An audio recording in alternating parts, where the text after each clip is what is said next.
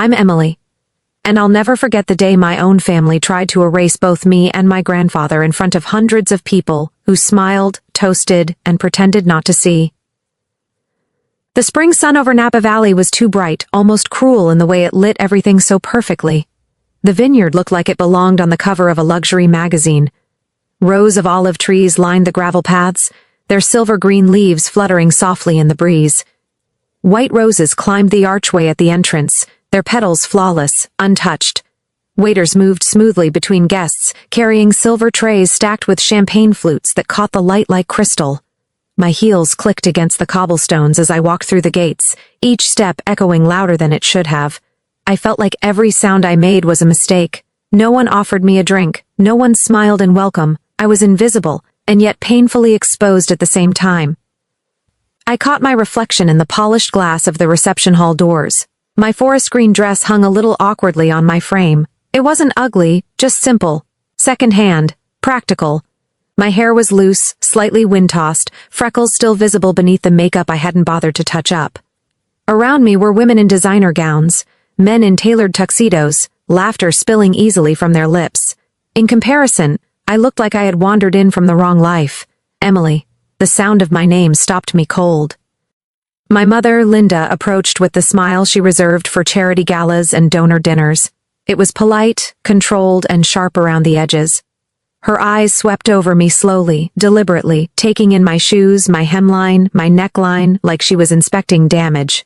"Decent," she said at last, as though she were doing me a favor. "That's all you're going to say?" I asked quietly. My throat felt tight, like I was speaking through a knot. She leaned in closer, her perfume sharp enough to sting my nose. "You RSVP'd alone," she whispered. "Don't make me regret letting you in." And just like that she swept past me, laughter already spilling from her mouth as she rejoined a woman in sequins. I stood there, frozen, my fingers tightening around my clutch. I hadn't expected warmth.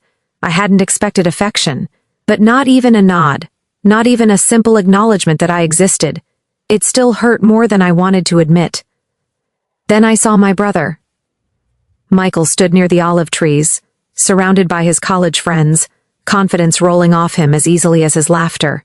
One arm rested casually around Olivia, his fiancée, while the other cradled a glass of amber whiskey. He looked perfect, effortless, like this world had been built for him. "Michael," I called, forcing a smile that felt brittle on my face. He glanced over, eyes flicking across me like I was a stranger who'd said hello on the street. "Oh. Hey, Em. You made it." His tone was flat, already drifting away as he turned back to his friends. Olivia's gaze followed mine for just a second. Her ivory lace dress clung to her like it had been sewn directly onto her body. Her smile was polite, distant, uninterested. Heat crept up my neck. I wanted to turn around. I wanted to disappear back through the gates and pretend I had never come. But something stubborn rooted me in place. This was my family, broken and sharp as they were, and I refused to vanish quietly. So I stayed. I hovered at the edge of the gathering, pretending to look for someone, anyone, who might notice me. But the truth settled heavy in my chest. I wasn't family here. I was just a guest. Maybe not even that. That's when I heard the tires. Gravel crunched near the entrance, and a dark town car rolled to a stop. My heart skipped as the door opened. Grandpa William stepped out slowly, carefully, his movements measured.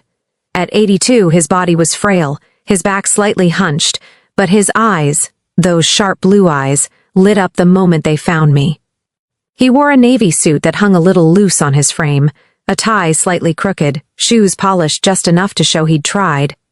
"Emily," he said, his voice rough but steady.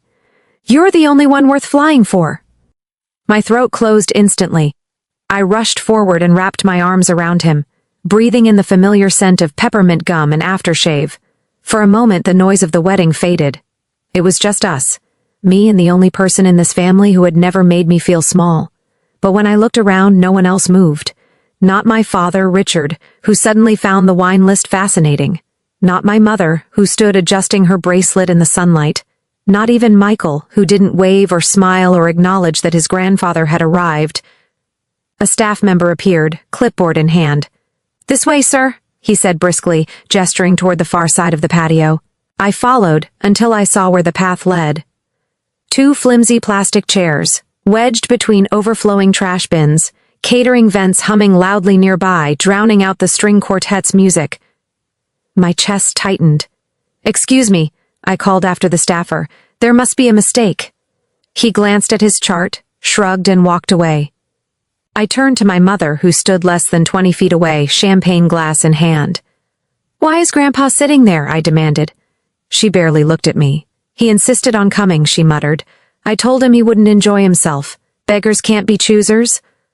"He's not a beggar," I said, my fists curling. She stepped closer, her whisper sharp as glass. "That old man will embarrass us. The way he talks, the way he eats, the way he smells. I won't have him ruining Michael's day."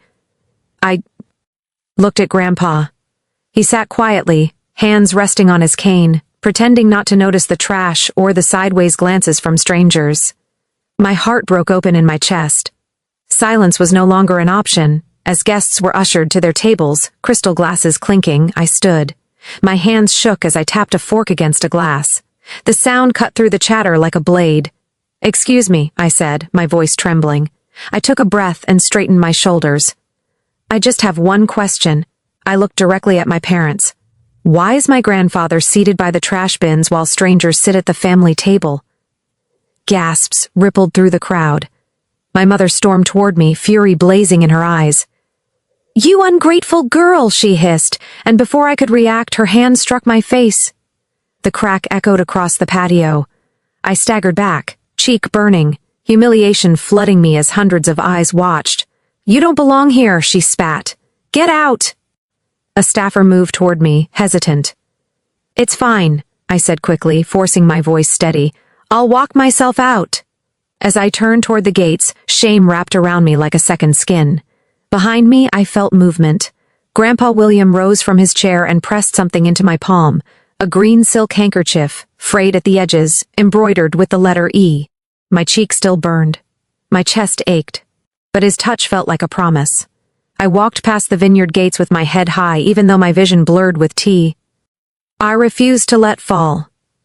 Gravel crunched beneath my heels, each step carrying me farther from the laughter, the music, and the family that had just cast me out like an inconvenience.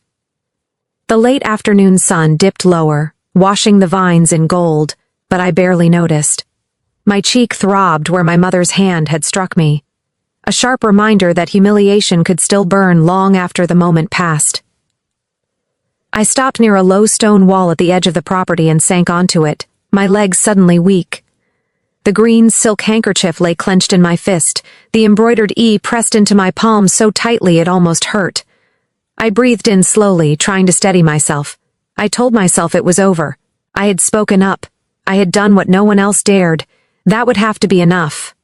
From where I sat, I could still hear the wedding faintly, glasses clinking, someone laughing too loudly, life moving on as if nothing had happened, as if an 82-year-old man hadn't been pushed behind trash bins, as if a daughter hadn't been slapped in front of hundreds of guests.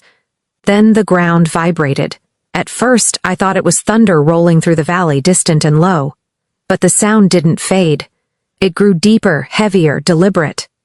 I lifted my head, squinting toward the curved gravel road beyond the vines. The sunlight caught something dark and glossy as it came into view. A black Rolls-Royce. It moved slowly, smoothly, like it owned the road beneath it. Two black SUVs followed. Close behind, their engines humming in perfect sync. The procession rolled to a stop just yards from where I sat. The vineyard seemed to hold its breath. Even the breeze stilled. A uniformed chauffeur stepped out first, moving with quiet urgency. He opened the rear door of the Rolls-Royce. And then Grandpa William stepped out, but not the frail man who had shuffled from the town car earlier. This William stood tall, shoulders squared beneath a perfectly tailored navy suit. His shoes gleamed like mirrors. His movements were precise, confident, unmistakable. Dark sunglasses shielded his eyes, but there was no mistaking the authority in the way he carried himself. Two men in dark suits flanked him immediately, scanning the surroundings with practiced ease. Security. My heart slammed against my ribs. He spotted me instantly. He paused, reached up, and slid his sunglasses off with a deliberate motion. Those sharp blue eyes met mine, steady and familiar. "Well, sweetheart," he said, his voice strong now, clear and unwavering. "Ready to shake things up?" I stood slowly, my legs trembling. "Grandpa, what's going on?" He offered me his arm, a small, knowing smile tugging at his lips. "Let's see if your brother remembers who actually owns this land." The words hit me like a wave. "Owns this land?" My mouth opened, but no sound came out. Before I could ask anything else, one of the security men moved ahead, approaching the side gate I'd been shoved through minutes earlier. This time, no one stopped them. A staff member hurried forward and held the gate open, his face pale. I slipped my hand through Grandpa's arm. My heels crunched against the gravel again, but this time, I didn't stumble. With every step back toward the reception, something heavy and sharp pressed into place inside my chest. The truth was unfolding, and I was standing right in the middle of it. We entered through the side of the patio just as my mother's voice rang out over a microphone, polished and proud, thanking the guests and praising Michael's vision and leadership. Her words died mid-sentence when she saw us. Grandpa didn't slow. Conversations dropped away. Champagne glasses froze in midair. The string quartet faltered, then fell silent. My father's face drained of color. Michael lowered his drink, his confident smile evaporating. Olivia's fingers tightened around his arm. Grandpa stepped onto the low platform near the musicians and gently took the microphone from my mother's hand. She didn't resist. She couldn't. "I wasn't going to say anything," Grandpa began, his voice calm but heavy with authority.